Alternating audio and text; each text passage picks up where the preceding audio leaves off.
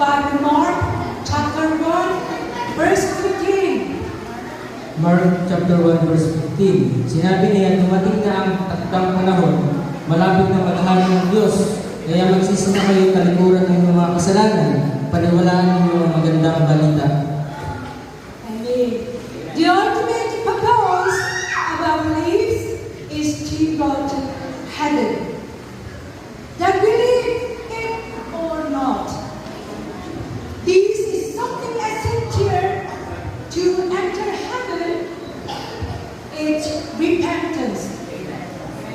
The Bible clearly proves this in the life of the faith, success, and failure depends on repentance.